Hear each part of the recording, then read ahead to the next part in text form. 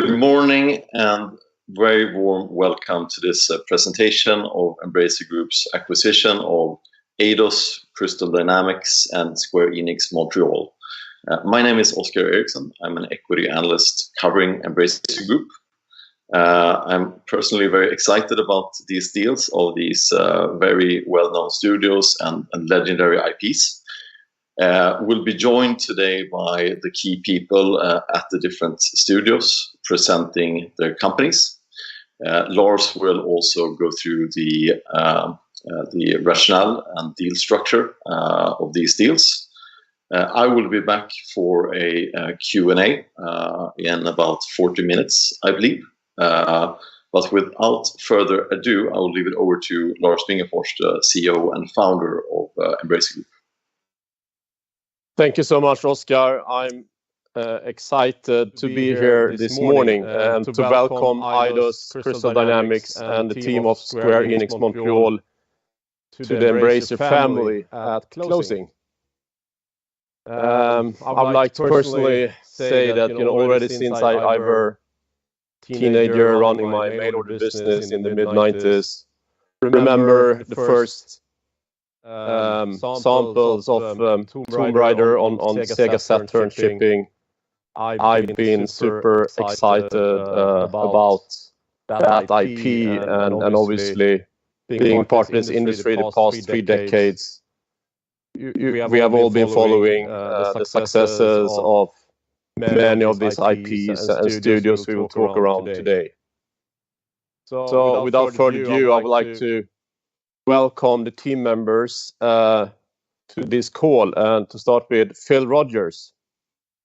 Hi everyone, good morning. My name is Phil Rogers and today I am the CEO of Square Enix in America and Europe. Happy to be here. Hi everyone, I'm Scott Amos, the head of studio at Crystal Dynamics, and I am delighted to be here as well. And I'm just thrilled that this is my 30th year making games, and I've loved every minute of it. And I can't wait to see what our future is going to look like. It seems so bright. David? Bonjour. Hey, Alain. Hi, everyone.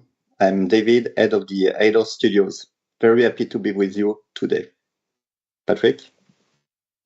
It's great to meet everyone. I'm Patrick Naud, head of studio for Square Enix Montreal. I'm one of those that had a chance to start the studio 10 years ago, and today I'll be talking about mobile. Lars? Thank you, everyone, and very welcome to this call, and soon very welcome to the family of Embracer. So before we jump into the studio presentations, I would like to take you through the high-level transaction summary. I will come back to that in the end of this call. But the acquisition rationale for this transaction is obviously Crystal Dynamics and Eidos Montreal is 2 of the most well-reputable AAA studios in this industry that has been around for decades in the case of Crystal Dynamics. The transaction goes with iconic IPs such as Tomb Raider, Deus Ex, Thieves, and Legacy of Kain, and others. With the studios, we're getting very talented and highly skilled employees that has decades of AAA experience. The studios comes with a very exciting pipeline of new installments and original IPs, including a new Tomb Raider game. We see a significant organic growth opportunity to grow the studios and also to create synergies within the wider Embracer ecosystem. Looking at the details of the transaction, we are paying a total purchase price of $300 million that all will be paid at closing. The transaction is that we are acquiring the legal entities of Crystal Dynamics, Eidos Montreal, and Square Enix Montreal, as long as with another company holding the IPs. In total, there is more than 1,100 full-time employees across 3 studios and 8 locations. Again, there is a portfolio of AAA IPs and IPs, along with more than 50 back catalog games that we will take on upon closing. Looking at the financial outlook for the acquired companies, first of all, I would like to say that we have done extensive due diligence during the past period, both with internal and external advisors, to fully understand the acquired businesses. We're expecting the acquired businesses to be break even or to have a smaller operational EBIT contribution for the current financial year and the following financial year, with some upside potential if there is a number of or a few things that will occur. But this is a long-term transaction. You know, again, I'm looking, you know, a decade ahead. I want to create some amazing new big games with high quality or very high ambitions together with the teams.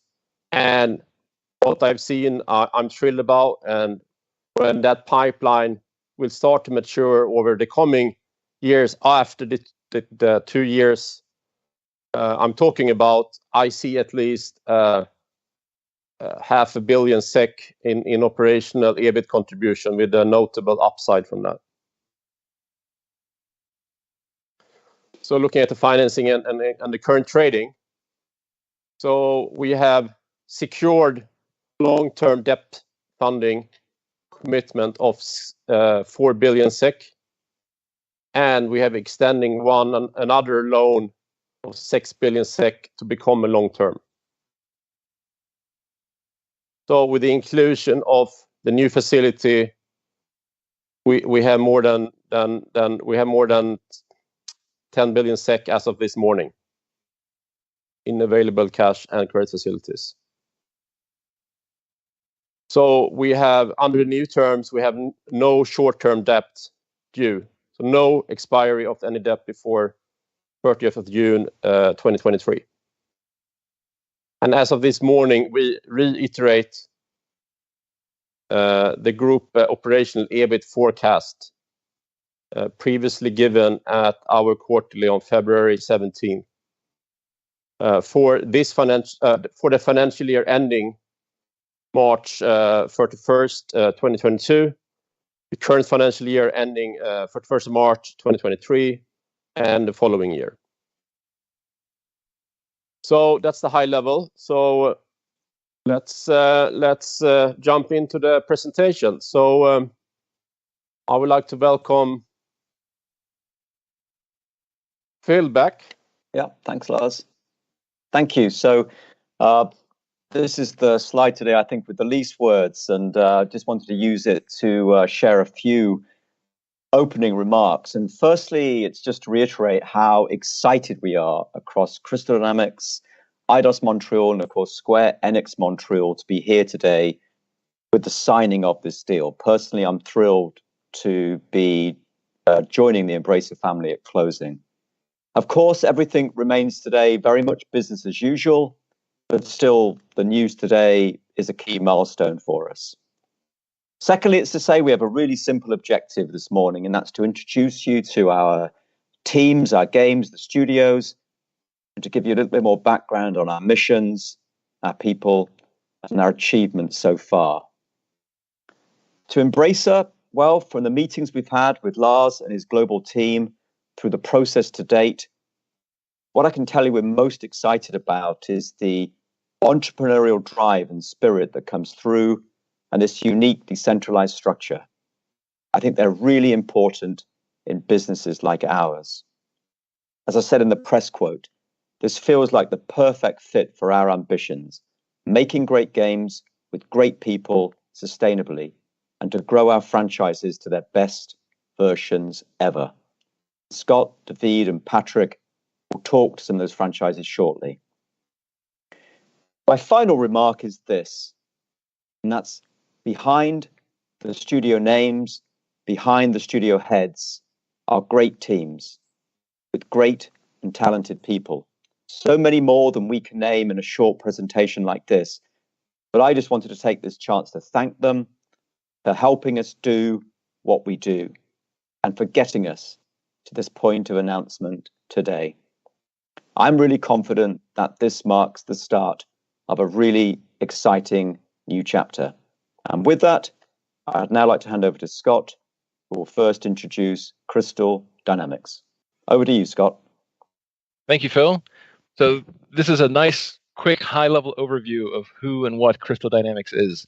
We have core pillars that drive everything we do, how we do it, why we do it, and that culminates into a phrase that we live by of achieve the extraordinary and live the dream in doing so.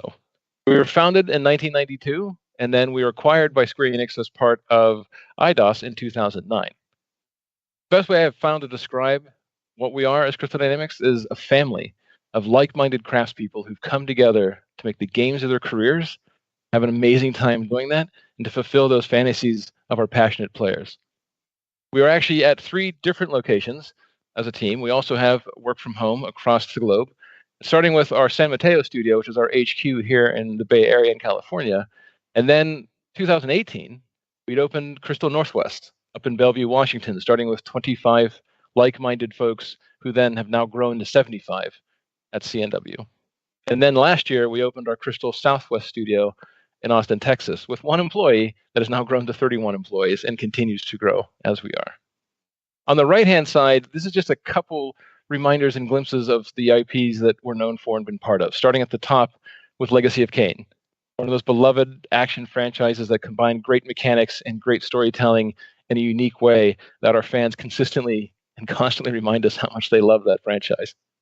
In the center there, and at the bottom, you'll see the 2 first games of the Tomb Raider trilogy, starting with the 2013 reboot of Tomb Raider, and then the Rise, and of course, Eidos, who did the end of the trilogy in Shadow.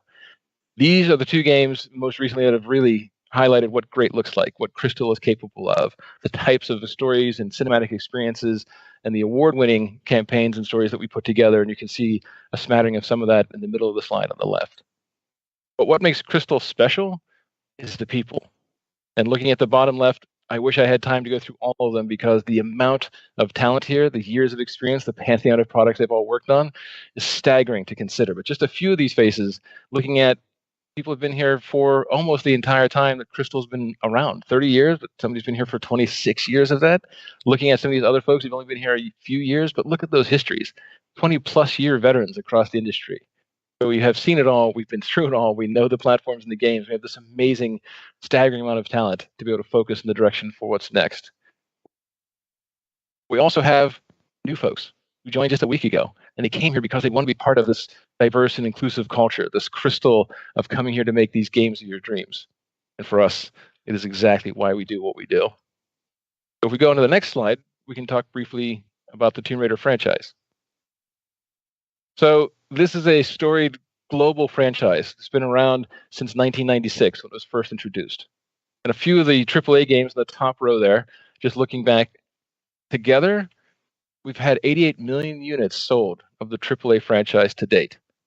And really importantly, looking at 2013, 15, and 18, the reboot trilogy, 38 million of those come from those 3 games alone, which really speaks to the appetite, the durability, and the extendability of this franchise.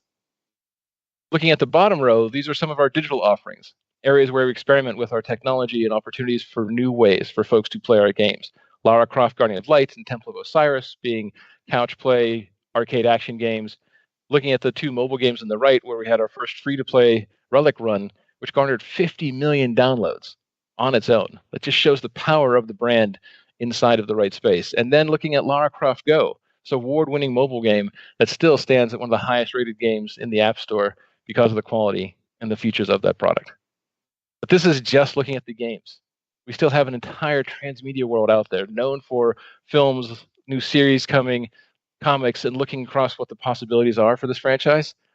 I tell you, the best is yet to come. With that, I'll hand it over to David. Thank you, Scott. So fast. And I am an introvert and French speaker, so be patient with me. I cannot speak as fast as Scott. But let's start with Eidos. And let's start with the beginning. The Eidos adventure in Montreal began in 2007. At this time, we were two crazy people who decided to revive the Deus Ex IP as our first game. So a new team, a very complex production, a new tech, and a new studio, an easy challenge. But there is several reasons for this choice. First, establish a very high-quality brand studio image and attract the right experts with an iconic IP. And that's how the production of Deus Ex Human Revolution began. Since the critical acclaim and commercial success of this game in 2011, the Eidosians have developed games based on different IPs like Thief in 2014, Deus Ex Mankind Divided, yes, in 2016, and Tomb Raider in 2018. Establishing Eidos Montreal as a major player in the industry, an ecosystem capable of creating and producing high-quality games in full autonomy and on a regular basis. But we also went through several co-developments with our friends at Crystal Dynamics, Tomb Raider in 2013 and Rise of Tomb Raider in 2015. Through the production of all of these quality games, we have developed a great expertise in creating deep stories, strong characters, and unique visual styles. So in 2017, we decided to adjust our mission and studio values in consequence. Our mission is now crafting emotions, and our studio values are people, courage, business savvy, and continuous improvement. A guideline and values that allow us to make strong decisions, such as to stop investing in our in-house game engine and to focus on where we make a difference, the content. We currently have several developments, and they all collaborate on the Unreal Engine 5 technology. In February, we celebrated our 15th anniversary. 15 years during which we have also built an exceptional and recognized organizational culture. Efforts rewarded by the Best Place to Work in Canada and Corporate Social Responsibility Awards last year.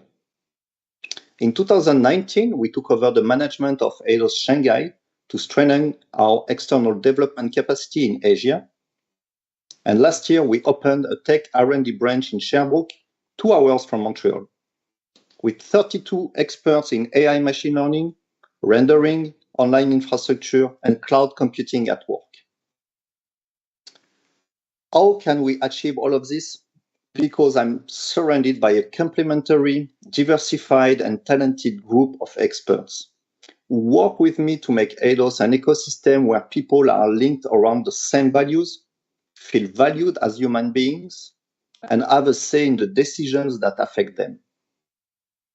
Eidos Interactive is at its best in 15 years. And I am convinced that to be part of the Embracer Group will take Eidos to the next level and make its talents, the gamers, and you very happy. Next slide, please. Eidos is the home of Thief and Deus Ex franchises. But let's talk about Deus Ex today. With the first 2 games, Deus Ex in 2000 and Invisible War in 2003, Warren Spector created and shaped the reputation of this franchise. The creative development of a Deus Ex experience is very complex to master, and Eidos Interactive successfully developed this expertise with 2 titles. With a 90% Metacritic, Deus Ex Human Revolution, released in 2011, has been a critical and commercial success, and by doing so, established our studio notoriety. With an 83 Metacritic, Deus Ex Mankind Divided, released in 2016, confirmed our capacity to deliver complex productions and high-quality games. With these 2 titles, we have been able to revive, modernize this franchise, and create a strong community. The Deus Ex DNA is all about choices and consequences integrated in every aspect of the experience as you choose your gameplay style, offering an exceptional replayability for a single-player experience. But a Deus Ex experience is also synonymous with immersion. With a near-future world rooted in today's life and challenge, a future that seems close and relevant, the Deus Ex games can generate a strong emotional connection beyond what action RPGs usually accomplish. And it is for all these reasons that this IP is considered as a genre-defined. Thank you very much. Tack. Patrick? Merci, David. So, Square Enix Montreal just celebrated its 10th anniversary. We started in the mobile space with the objective of leveraging our amazing AAA IPs that had limited presence in the mobile space and expanding them to new audiences in global markets. So the strategy was to craft new AAA experiences that were tailored to mobile player and devices, but they would respect the pillars of these IPs. We were not going to take the usual route taken by many publishers that were porting their console experience or cloning successful games. And this is how we came up with Hitman Sniper and the Go trilogy, Hitman Go, Lara Croft Go, and Deus Ex Go. And for those not familiar with these games, the concept behind the Go series was to adapt the AAA gameplay of the console game into visually stunning, turn-based puzzle experiences that you can play in short sessions for an easier mobile consumption. All 4 games are critically acclaimed experiences that were positively received by journalists, mobile gamers, and console gamers alike. These games are all Apple's editor's choice, have won numerous awards, and Lara Croft Go, for example, has won the App Store Game of the Year and the Game Award Best Mobile and Handheld Game in 2015. It also received the prestigious Apple Design Award. But in order to grow our mobile business, we have made a transition from premium games to free-to-play in the past few years in order to bring our next slate of games to the hundreds of millions of players around the world that we just can't reach with premium games. So we've built our tech stack, or we have our own backend solution, or live ops engines, or BI suites. We've refined segmentation tools. We retooled all of our processes, all of our pipelines. We hired free-to-play experts. But we still have the same goal, and it is to stand out in this very crowded mobile market by finding better ways to play our AAA IPs on mobile. We have a very strong core of developers that have been with us in the first years of the studio, and we've added a few key people to the studio, notably Natalie and Ivan, that have brought some of the free-to-play expertise. And we'll be launching our first slate of free-to-play games this year. Back to Lars. Thank you so much, Patrick, and thank you so much for this presentation. So let's go back to the transaction a little bit, perhaps less interesting for gamers, but as a public company, we need to take you through all the details, or to give a good disclosure of the transaction this morning. So again, to repeat, the total purchase price is $300 million on cash and debt-free basis, paid at closing. The acquisition includes the legal entities of Crystal Dynamics, Eidos Montreal, and Square Enix Montreal, as well as a company in England with IP rights. And in total, there is more than 1,100 highly skilled employees joining at closing across 8 global locations.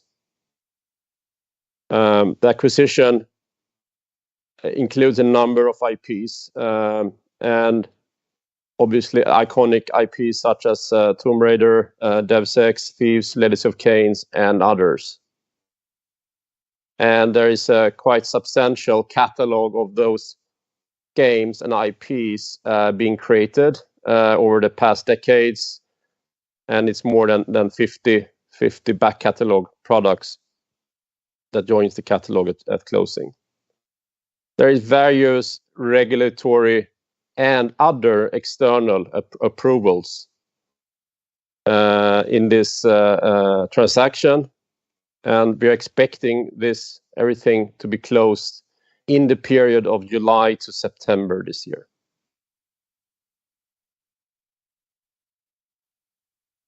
So going back to the strategic rationale. So I would like to say that I firmly believe that Embracer is the perfect home for these studios and these talents and these IPs. Our decentralized operating model allows very well to give the autonomy and freedom for the studio heads and the management to maximize the potential. and with the ambition to always put quality first, to make it a little bit more polished and shiny, and to give enough time to really ship high quality products. I think that speaks well to the ambitions I've been hearing from the studios. There is enormous of potential across the ecosystem of Embracer to find collaboration in all sorts and forms. And this process will start at closing to identify how we further potentially could strengthen each other.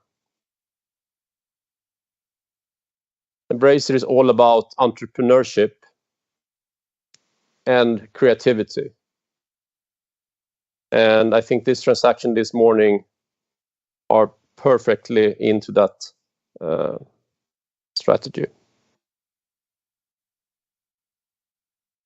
Looking at the IPs again, I think there is a pipeline that is very interesting. It's a little bit hard to talk around that pipeline without disclosing too much. But I was pleased to see during our transaction period or process that actually Crystal Dynamics did announce they are working on a new Tomb Raider game. So at least I could say that.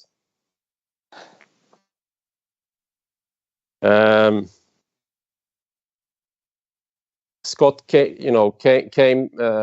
ended his presentation with saying, a little bit of the transmedia opportunities. And the shareholders and other stakeholders that have been following Embracer for the past period knows about, we have been talking about the opportunity we see in transmedia, meaning putting IPs, and IPs could travel between different medias. And obviously with iconic IPs, as we have been talking around this morning, there is even more potential to do things. And I can't wait to see what these IPs could bring on other medias. Post this transaction, Embracer Group will have more than 14,000 employees, whereof and 10,000 engaged game developers on a daily basis. We will have 124 internal game development studios, and I think Eidos Montreal will be the largest by headcounts. Also pleased to see that US, our will be number one in terms of headcounts and games developers post this transaction, and Canada will be number two. So all in all, we will have a pipeline of more than 230 games under development, whereof 30 games defined as AAA.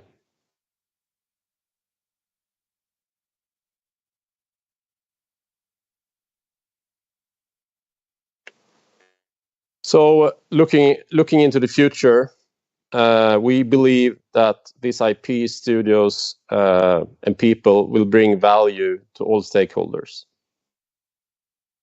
We have done, again, extensive commercial due diligence and legal, financial, and everything that you normally do.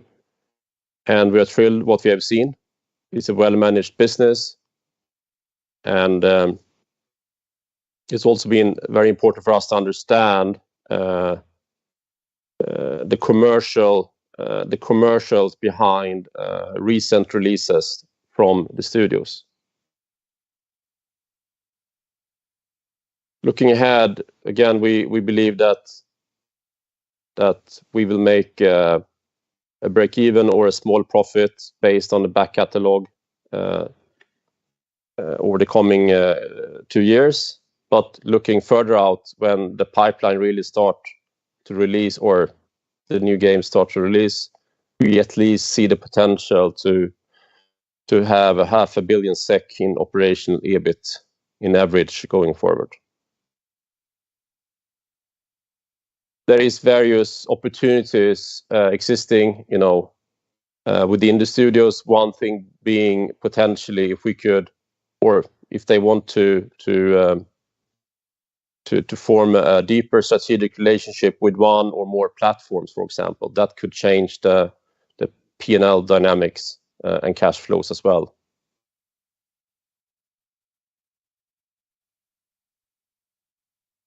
I'm expecting to communicate further around the financial post closing regarding this transaction.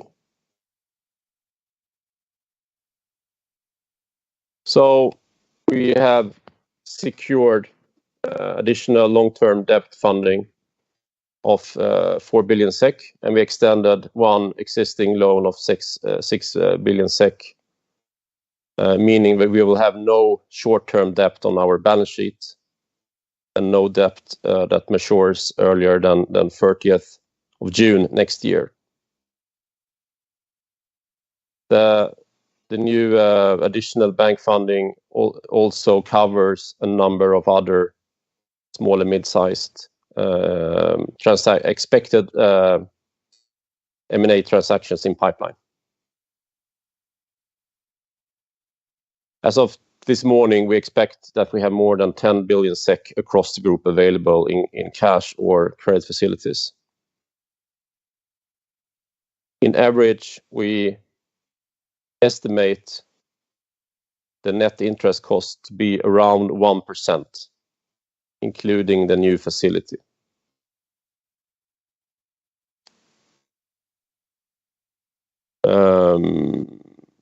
Again, I would like to repeat our financial targets. So debt goal. So Embracer expects strong growth in free cash flow during 2022 and 2023 financial year and the years beyond. We remain committed to deliver on our financial leverage target. If net debt temporarily exceeds one times net debt to operational EBIT on a forward 12 months basis, our intent is to return to below 1 times net debt to operational EBIT over the medium term. And the current trading we put out this morning in this press release is that we reiterate our current forecast in operational EBIT for financial year 21-22, 22-23, and 23-24.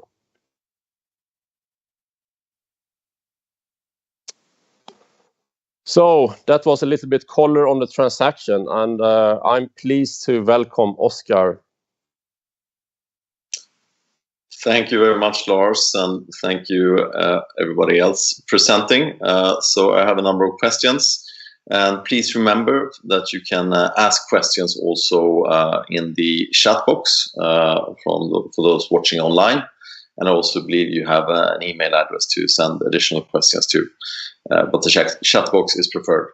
But I'll start with a few questions from me, and starting with some questions for Lars, just to get them done. I have to ask, first of all, just want to ask about the two recently released Marvel licensed games, Marvel's Avengers and Marvel Guardians of the Galaxy.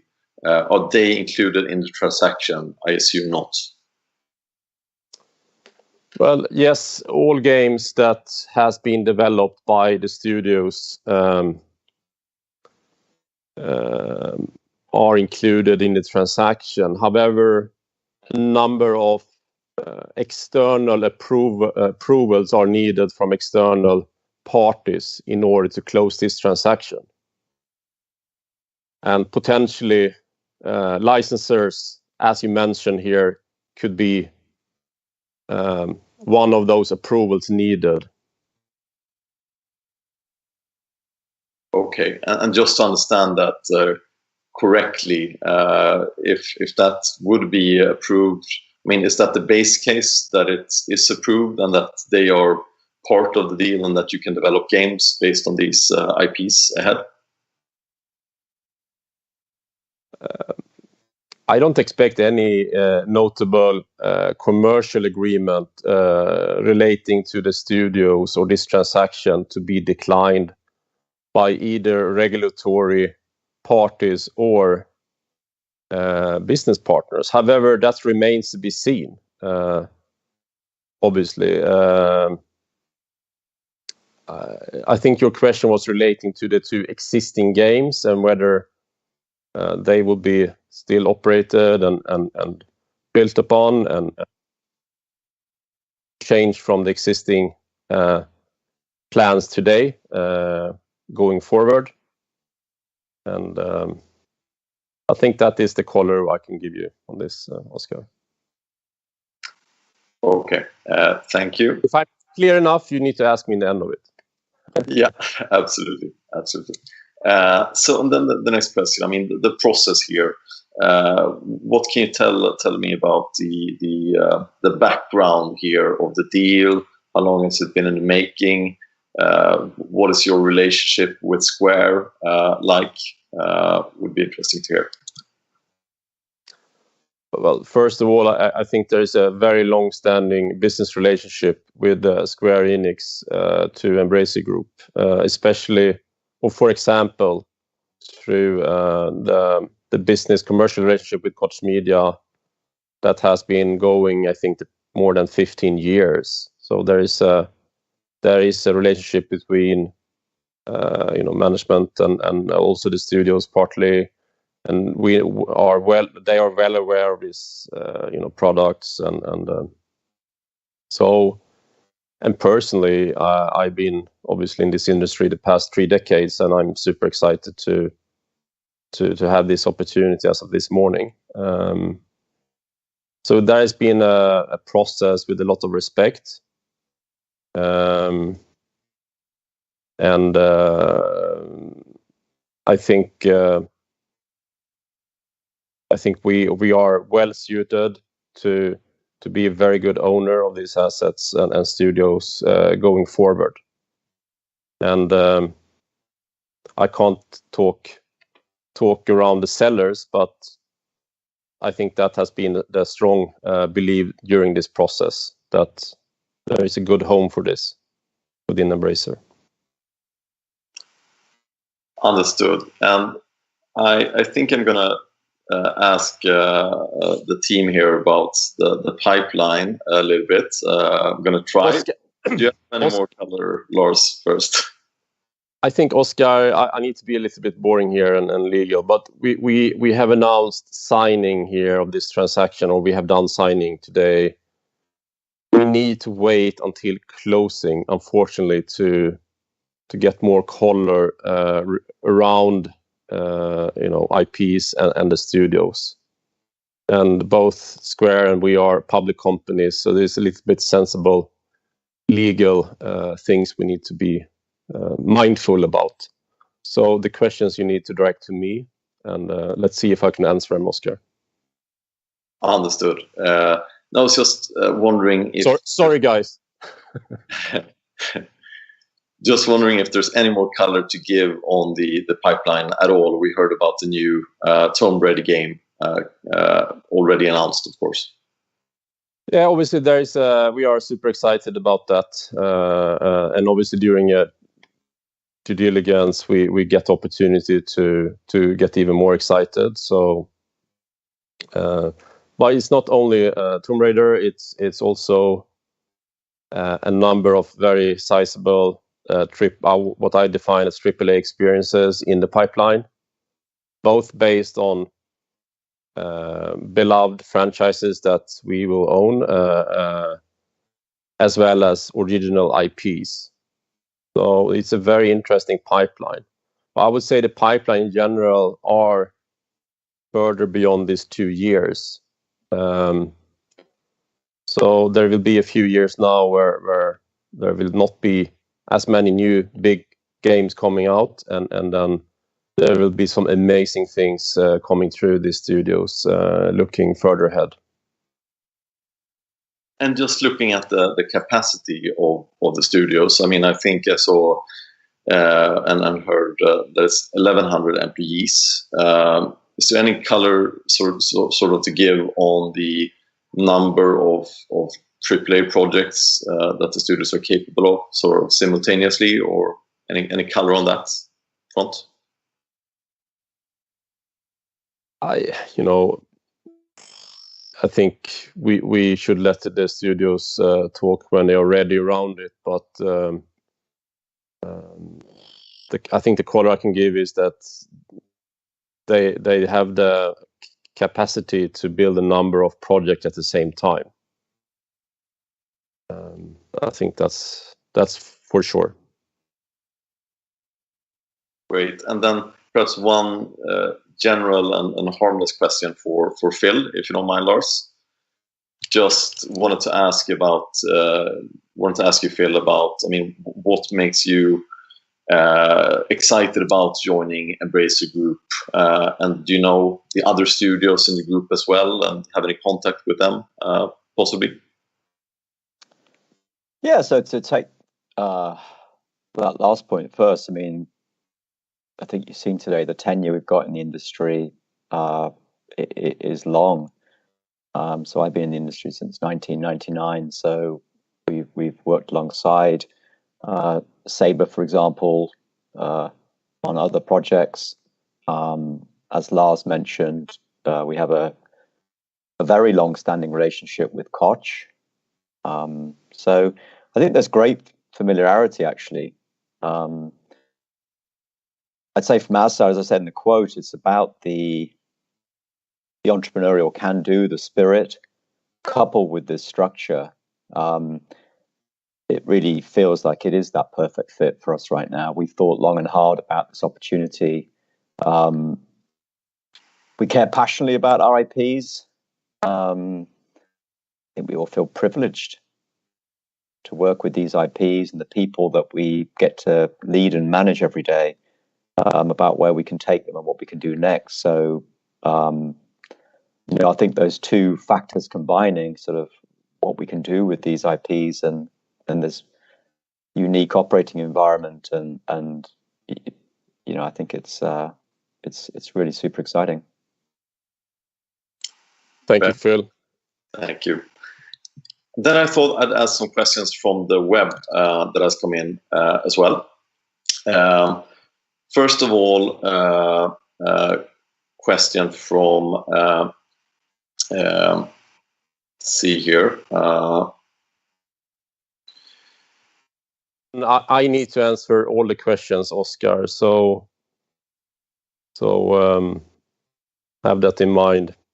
If there is very detailed questions regarding games or IPs. Absolutely, that is well understood. So first of all, Lars, question from Rasmus Engberg at Handelsbanken. What are the main games expected to raise the earnings in 2024-25? Are they mobile games or console PC games?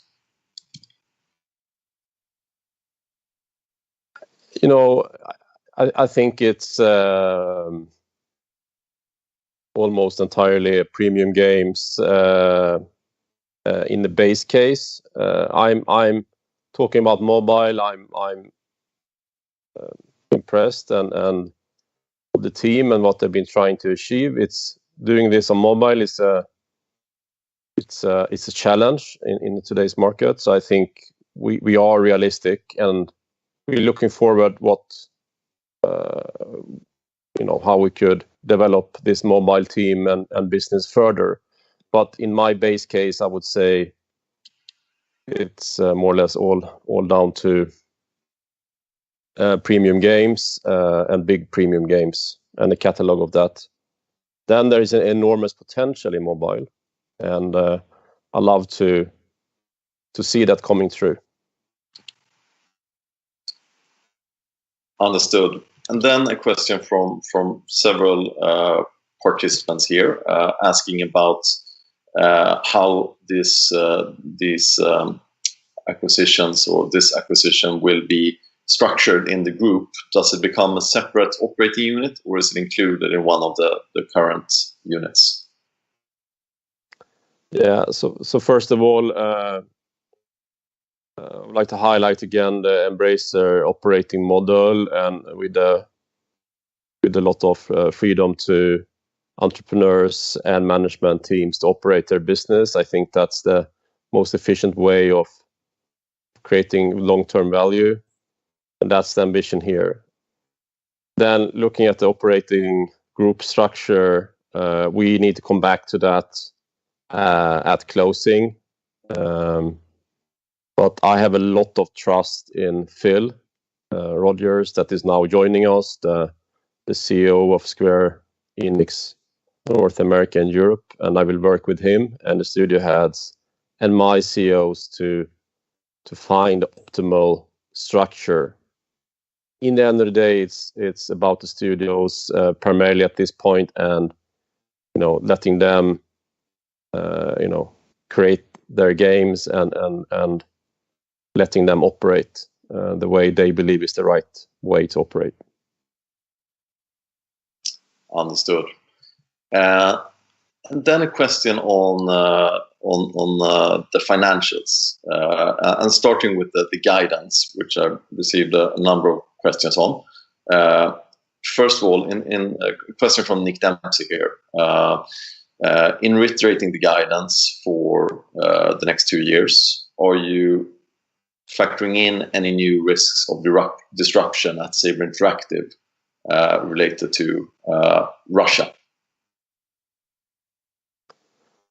We are always factoring all information we have at hand when reiterating a forecast, and we have done that as well this morning. Great. And a question from me also, just to be clear on the guidance here, the reiterated guidance for this year. This implies, I guess, that the operating EBIT for Q4 will be between 950 and 1350 million in operating EBIT. Is that the correct way to read it? Well, reiterating that we will have operational EBIT in the financial year ended now in March between 4.3 and 4.7 billion, as we forecasted on February 17th. As you know, Oscar, we have our quarterly report coming up on May 19, so I will be very, very limited in my coloring, except this coloring, that we are reiterating our forecast on the operational EBIT. And that, again, is not including any new acquisitions. Great. And wanted to ask also on the purchase price here, $300 million, I believe, EV, enterprise value. And I believe there are some questions also from the web, I should say, about Square Enix issuing a release with some financials. And obviously, it's quite clear that in your press release, you see a very bright future and earnings potential in the many years ahead. But could you give some color sort of on how you think about the purchase price, and any additional color? Well, obviously, a process like this, there is always a number of parties involved, and I would say there's a handful of key players in the industry that are a good home for some studios like this, and that are able to execute on such a transactions. And I'm pleased to be standing here today. And I think looking at the purchase price, obviously it's a lot of money, but I think it's creates a lot of shareholder value, that purchase price, for all shareholders of Embracer. I think in a different timing and circumstances, that could have been a different number. But now we are where we are, and I'm standing here, so I'm super pleased with that. Great. And a question here from the web regarding Square Enix and the financials. Square Enix has communicated on its press release the financials of Crystal Dynamics and Eidos. Can you explain the low profitability and I guess sort of the year that has passed, just to put into context sort of the performance and financials? I can't comment on Square's disclosures on this, but without commenting on them, I think it's important to separate numbers being intra-group P&Ls and consolidated P&Ls, including publishing revenues and cost. So I think it's two different things. I'm not commenting on Square in the press release, but I'm just saying that numbers are numbers and could be very different. So I think overall, I'm looking forward to have further financial disclosures upon closing. Obviously, we are in the IFRS process as well, and so you will see you will see this more in detail upon closing in the future quarterly reports. Understood. And then a question from Jesper Bersch Jensen with SEB. What type of back catalog revenues are the combined studios generating currently? That's the question. Yeah, so we have not disclosed that number, but I would say it's there is a number of notable titles in this back catalog. So there will be some revenues coming through. However, there is also cost relating to operating this studios, obviously, and overhead. So that's why I've been, I think, quite conservative, saying there is a break even or a small operational profit coming through from this catalog. For me, it's important to say that we are not acquiring this for the short-term profits. We are acquiring this for the long-term potential and what value and what amazing games they could bring on the long term. Embracer is all about organic growth and to create something on the very long term with a totally different view than just having a multiple expansion on a catalog on the short term. Great. And then a question here from the web as well. Does the transaction also include an acquisition of Square Enix Western IPs, such as Life is Strange, Just Cause, or Sleeping Dogs?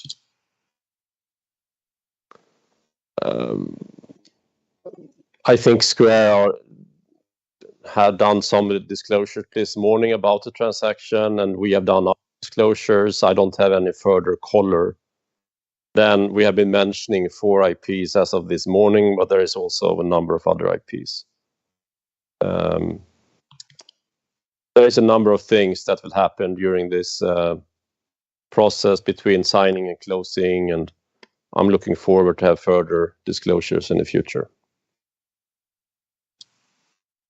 Understood. Looking forward to that. And then a question on transmedia. Obviously, you invested significantly in transmedia with the acquisition of Asmodee and Dark Horse, not the least. What do you see ahead here with these additional studios and these additional IPs? What's the plan and how does it fit in? But obviously there's been a number of films produced the past 2 decades on Tomb Raider, and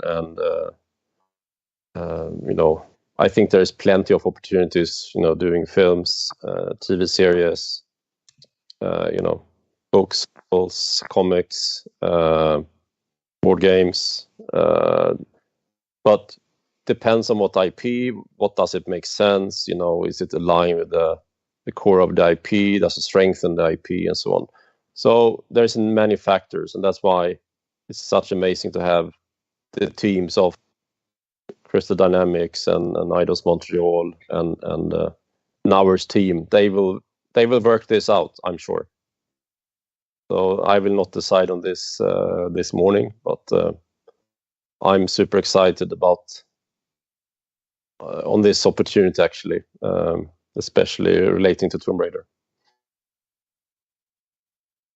Great. And then, a similar question on mobile, I guess, related to Patrick's presentation. How do you see, you obviously invested as well in mobile, maybe sort of the bulk of the studios have a slightly different focus, but you do have handy games and some studios working with well-known IPs as well.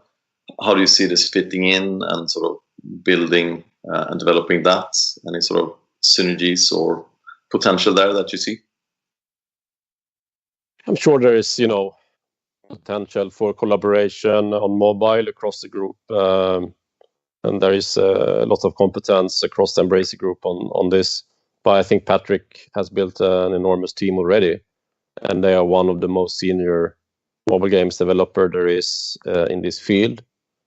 So I'm excited about the opportunity, but also I think we need to be, realistic. Mobile is not easy,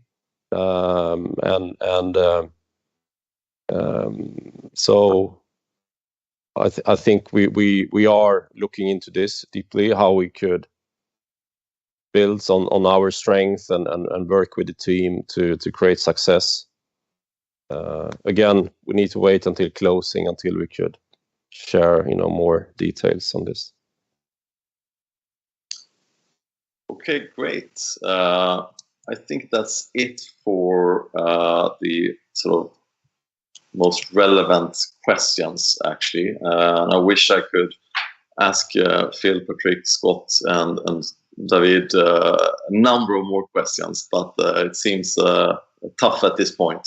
So I'm looking forward to some more color on this in the months and years ahead.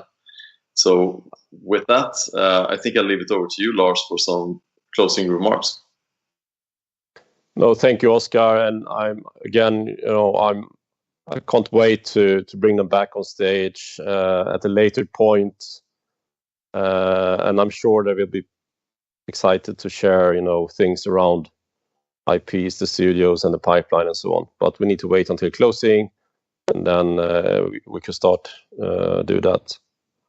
So but thank you, everyone, and thank you, Oscar, and thank you all team members, shareholders, advisors, getting these transactions done. It's been a real pleasure working with you, and I can't wait what the future brings us. So thank you, everyone.